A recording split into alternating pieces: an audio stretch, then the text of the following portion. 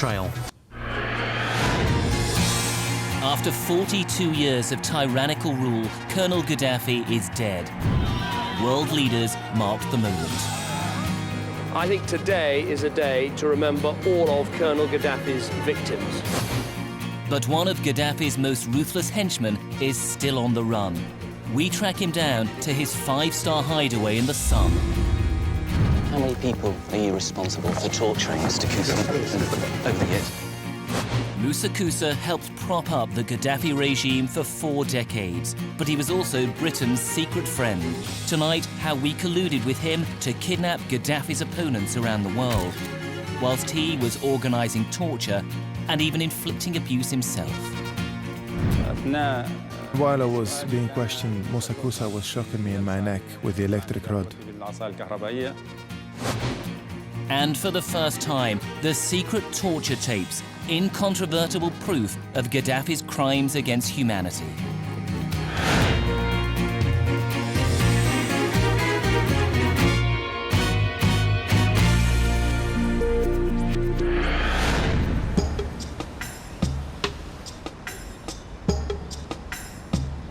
Five-star luxury at a hotel in Qatar. Among the international businessmen and the jet-setting playboys is this man, Musa Kosa. He was one of Colonel Gaddafi's inner circle, a ruthless spy chief trusted with the security of the country and stamping out dissent. He's now on the run. But what's intriguing is that when he fled Libya at the start of the uprising, he chose to defect to Britain. Musa Kosa is still being questioned at a secret location tonight and is said to be in a very fragile state of mind. His resignation shows that Gaddafi's regime is fragmented, under pressure, and crumbling from within. Musa Kosa was at the heart of Gaddafi's regime. It's long been said he was involved with the Lockerbie bombing. He should also know who was responsible for the shooting of policewoman Yvonne Fletcher outside the Libyan embassy in 1984. So his defection here in March was an opportunity to get to the truth. Musa Kosa is responsible for the death of 270 innocent civilians, as well as thousands of his own people as part of the Gaddafi regime. No matter what he says now, he has to be held accountable for my brother's death and the death of thousands of others.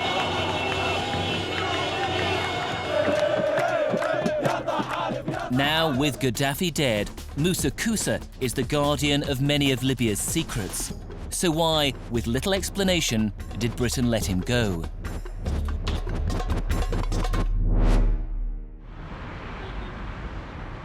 Now free, Libya is still surrendering its secrets. For 4 decades, it was closed to the world. In recent years, we saw only a reformed clown, a fading tyrant with pantomime policies, sitting on a lake of oil. But beneath the organised pro-Gaddafi parties, this was a nation terrorised by secret police, where neighbour informed on neighbour.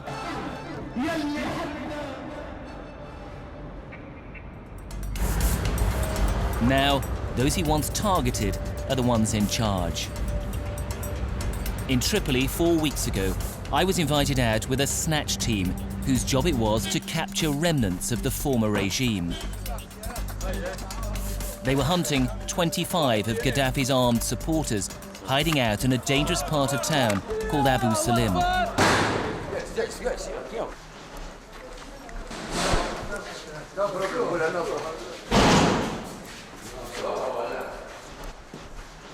These are the very people who, up until a few weeks ago, were being rounded up and captured by Gaddafi regime loyalists, and now they're the ones doing the hunting. An informant had already told them their quarry would fight to the death.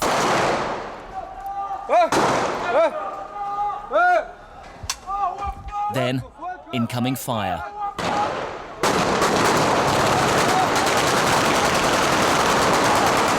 These buildings are dangerous because they're the hiding place for torturers and guards, people who once worked in Libya's most notorious political prison just around the corner. It's in the south of Tripoli, and it's where Gaddafi used to dump his political opponents, real and imagined. Nearly everybody you speak to in Libya has some kind of dark story about what happened to a friend or a relative behind these walls. This is Abu Salim prison, and it's a symbol, really, of the unbridled brutality of Gaddafi's regime.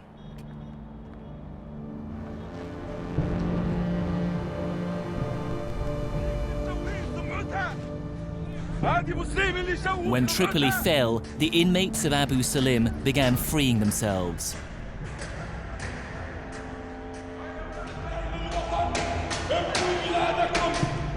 They hacked open cell doors with anything they could find.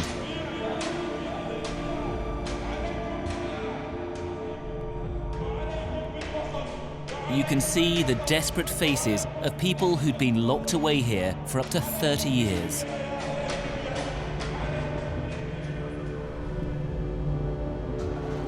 One of them was this man, Sami al-Sadi. Yeah, get your bearings. This is my cell. This was it? From 2007. Sami was brought here for being the deputy leader of a fighting group intent on assassinating Gaddafi. He was hauled in front of a kangaroo court and sentenced the same day. This is the red uniform for execution uniform.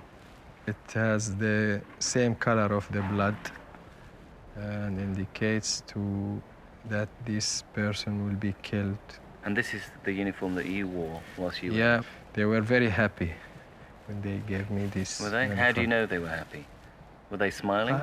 Yeah, smiling and joking and yeah. Whilst on death row, Sami was interrogated and tortured. But the remarkable thing is, it was the UK which helped send him here, into the hands of Musa Kosa, who then ran Libya's intelligence service. Musa Kosa once lived in London. In 1980, he was the Libyan ambassador. But he was expelled for backing a plan to murder two of Gaddafi's opponents living in the UK. His official role for more than a decade was Libya's chief of spies.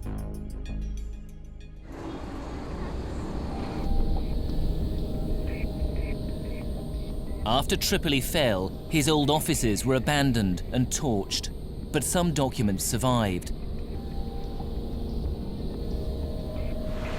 They exposed Libya's secret relationship with the UK in a series of letters between Musa Kosa and MI6. These documents are absolutely extraordinary. They show the real detail of the secret relationship between Britain and America and Gaddafi's police state. And what really is amazing is the tone of them, the friendliness. They're cosy and smug at some stages. And I guess the people who wrote them just thought they would never see the light of day. They show one senior MI6 officer looking forward to lunch with Musa Kosa over Christmas and signing off the letter, "Your friend, Mark." But that's not all. The documents show British spies were engaged in something far more sinister, something illegal.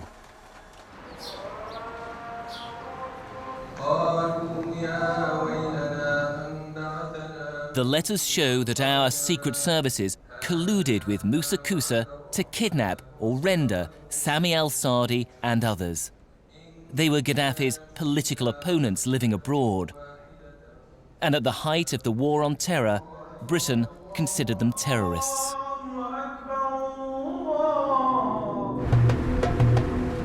In fact, back in the 90s, Sami had lived in London. He'd been given political asylum. I used to go to market, John Lewis. John Lewis. Yeah, Big Safe, Safeway, Sainsbury. But after he left, MI6 became suspicious about his Islamist connections. They helped arrange for him to be snatched from an airport in the Far East and returned to Libya and Musa Kosa. Sami and his wife were hooded and bundled onto a plane with their 4 young children. They put black plastic on our faces, me and my wife. Later on, my wife said to me, I thought that they will execute us. In the very same week we handed Sammy over in 2004, Tony Blair arrived to meet with Gaddafi in the desert. He was our new ally in the war against terror. You're looking well.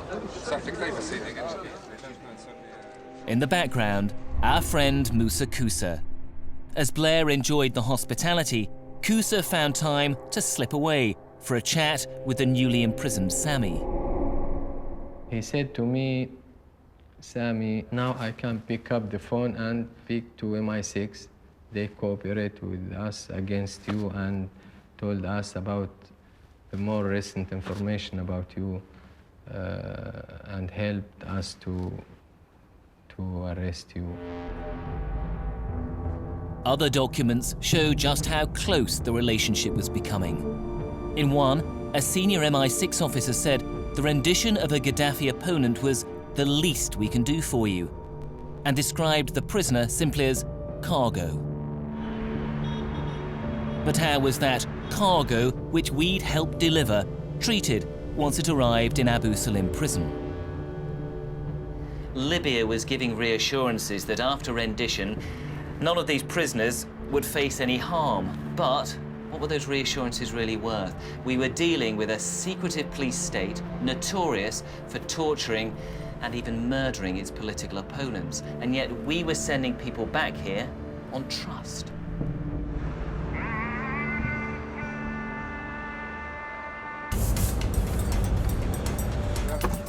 Earlier this month, I was out with the raid team again in Tripoli. They thought they'd found another part of Libya's former spy network, a local security office. This is the scene that meets them when they're not even looking for people to arrest. This is when they're trying to find stashes of secret documents that are still emerging around Tripoli.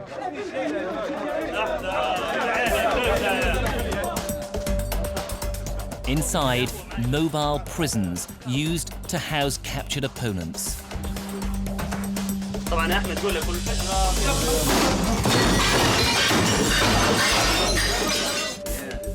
And shelves of intelligence used to incriminate them.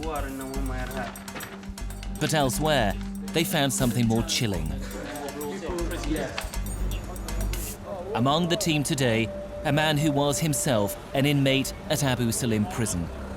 He was tortured with electric shocks. Some of the equipment they've seized is sickeningly familiar to him. This is an electric rod which they started torturing me with from the first day. Torture was by pressing it on my chest. They used the electric rod here on my chest. And then I kept saying, I don't know anything, I don't know anything. Panorama has now discovered evidence which supports his claims. The regime that we were doing secret deals with was filming its torture. The evidence comes from the burnt-out ruins of Abu Salim prison itself. Amongst the debris, some crucial evidence did survive.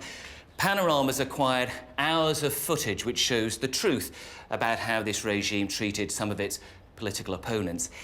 It's chilling stuff, much of it far too gruesome to broadcast, but we can show you some. This was filmed in May this year, a prisoner blindfolded and waiting.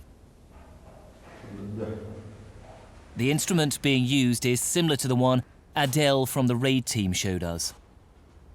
The man in the suit is from something called the Interrogation Committee.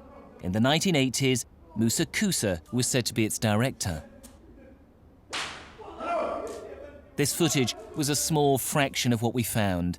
There are more whippings, electric shocks, beatings, all of which reinforce the claims of others. Like Nouri al-Burki, he used to work for Musa Kosa in the security service. But he was suspected of being a double agent and working for foreign spy networks. There were about 9 to 10 beatings. My body died and I couldn't feel anything anymore. But then they grabbed the metal instrument, which is a type of a stapler used by traders to staple large cardboard boxes, and they began to... I apologize to the viewers about this. They put my testicles inside this stapler, and then they pressed. Even before the torture started, Nuri had been paraded in front of his old boss, Musa Kosa, the man MI6 would invite for Christmas lunch. He was there when I was arrested, and he saw me being blindfolded, just so he could come and take a statement from me. He was sitting down and he was very relaxed. I was in a really sad state. He was leading the session and everyone was sitting in their own chair.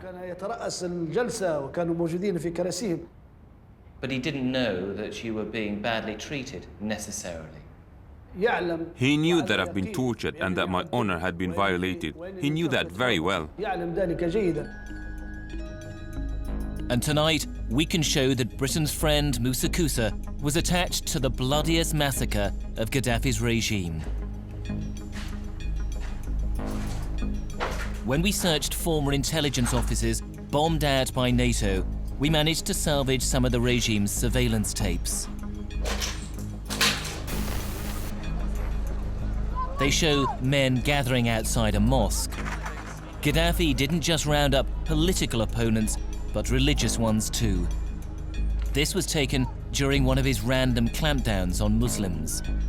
They picked out those who appeared the most devout and jailed them. Some were never seen again.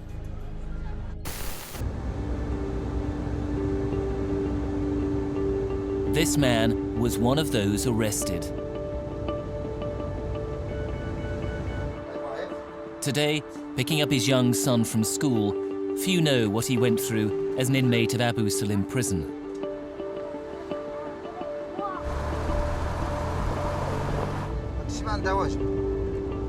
At the time, Abdul Ati Zahmol was a 24-year-old moderate Muslim.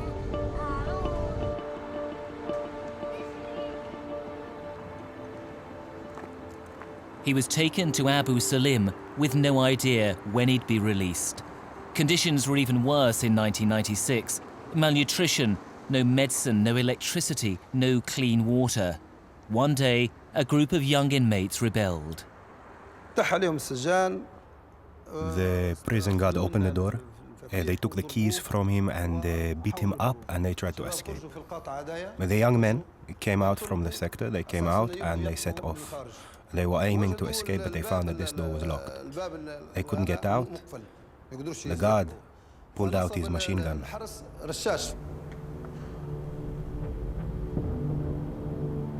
Hundreds of prisoners were herded into the courtyards.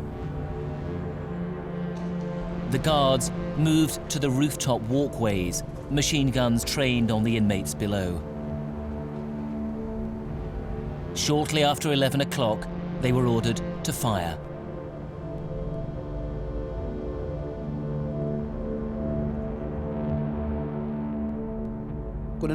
We heard screams and beatings, and from 11 to 1:30 we heard continuous shooting. We didn't know what happened exactly and how many were killed. We didn't guess that they killed just about everyone. More than 1,200 inmates were slaughtered that day. It took nearly 3 hours. Abdul Ati only survived because he was hidden by a sympathetic guard. Now Panorama can reveal that one of the regime's inner circle present as the massacre unfolded was Musa Kosa, at the time chief of spies. This man, Mufta al-Thawadi, saw him. He spent nearly 2 decades in jail, 8 years of it in isolation. His cell had just a hole in the ceiling for light. On the day of the massacre, Mufta was negotiating face-to-face with Musa Kosa on behalf of the prisoners. Musa Kosa was careful to make sure he was present, so he was there from the beginning. And he made threats and said to me personally, "You don't deserve to live." He often made threats.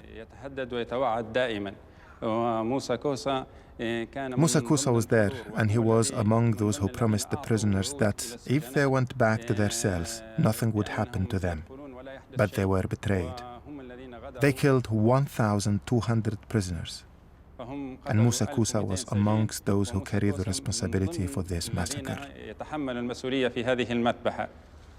When Musa Kosa came to Abu Salim prison, people say he used these rooms as his offices. Often, he would leave the interrogation to his juniors, and he'd sit here and wait for the victim to be delivered with confession into his presence. On other occasions, he'd be the one delivering the blows.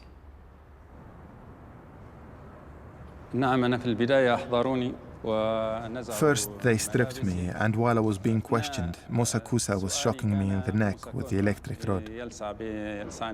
And then, while I was talking, he told me, "Shut up," and struck me with the electric rod on my tooth here and broke it. The man the UK made deals with over rendition and who gave assurances there'd be no torture had actually tortured people himself. Weeks into the Libyan uprising, Musa Kosa began to make his move. He arrived at the Rixos Hotel in Tripoli to announce a bogus ceasefire on behalf of the regime. وقد قررت الوقف الفوري لإطلاق النار ولجميع العمليات العسكرية. It was a rare public appearance from such a secretive figure, by now Gaddafi's foreign minister. At the time, his colleagues were shouting for the blood of rebels, but those present said Musa Kosa looked uncomfortable, shaky even. He was clearly struggling to toe the party line. Now we know why. These were his last days in Libya. Soon after, he slipped away. He crossed the border into Tunisia and then on to a country he trusted, with whom he'd done grubby business before, the UK. He arrived by private jet at Farnborough Air Base and was then whisked off to a safe house. He was protected by special branch officers and agreed to be interviewed briefly by Lockerbie investigators.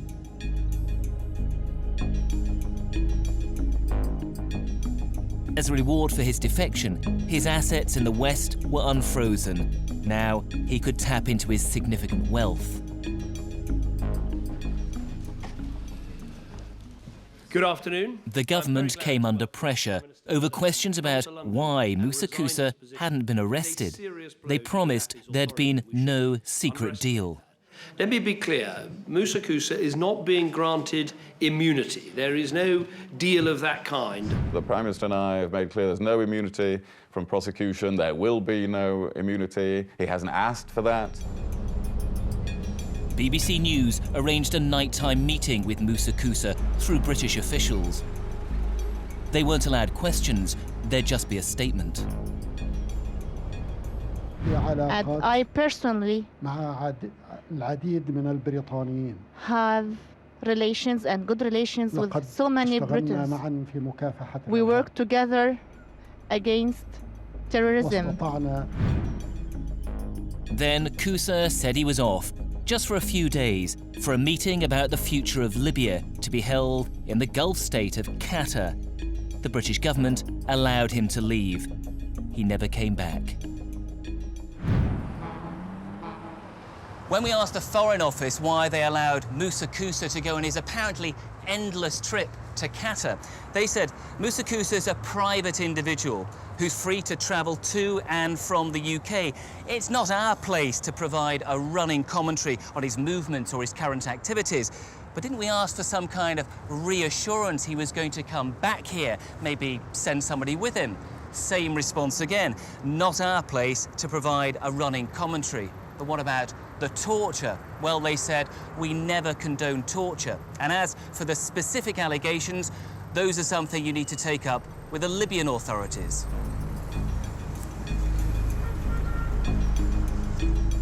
So it was left to us to find him. We suspected he was still in Qatar, the tiny Arab emirate in the Persian Gulf. Perhaps the UK let him go because he knew secrets which the British government would prefer never to surface. A man with his wealth would choose only the most exclusive and discreet of places. We found him in a 5-star hotel in Doha. And here he is, in the corner of the restaurant, scouring the room for anyone suspicious. On the right of screen is his bodyguard. He knows Musa Kosa could be assassinated at any moment. Hello, Mr. Kosa. BBC Television. How many people are you responsible for torturing, Mr. Kosa, over the years? How many people are you responsible for torturing, Mr. Kosa? Some of them you tortured yourself, didn't you? What do you want? These are all questions the International Criminal Courts... These are all questions the International Criminal Courts will want to ask Mr. Kosa. They're very important questions. I want to know his role also in the massacre of more than 1,000 people in 1996. Just that's what I want to know. Mr. Kosa... Mr. Kosa, I'm interested in your role in the massacre of maybe 1,000 people in 1996. Were you involved at all? Okay, go. Qatari government security intervened and confiscated our footage. But what they didn't realise was that we'd secretly filmed with another 2 cameras. With all the rest of Gaddafi's family and inner circle either dead or on the run, there are bound to be more questions about why such an important figure was allowed to leave the UK. Musa Kosa, to be honest, Western governments should know the truth about him. He is a murderer and a criminal, and his only concern was that this corrupt regime, which ruled Libya with iron and fire, should remain in power. This is why it's imperative that the West must hand over this criminal to justice, and he must receive his punishment.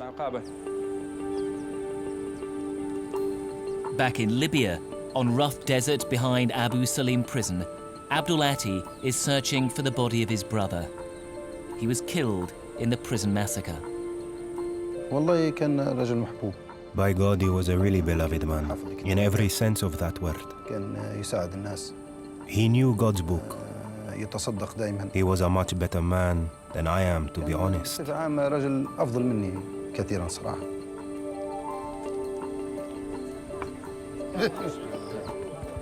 Sammy's here too, the Gaddafi opponent jailed after a deal between Britain and Musa Kosa. He had 2 brothers killed in the same event. Now families are digging for the bodies of more than 1,000 missing inmates.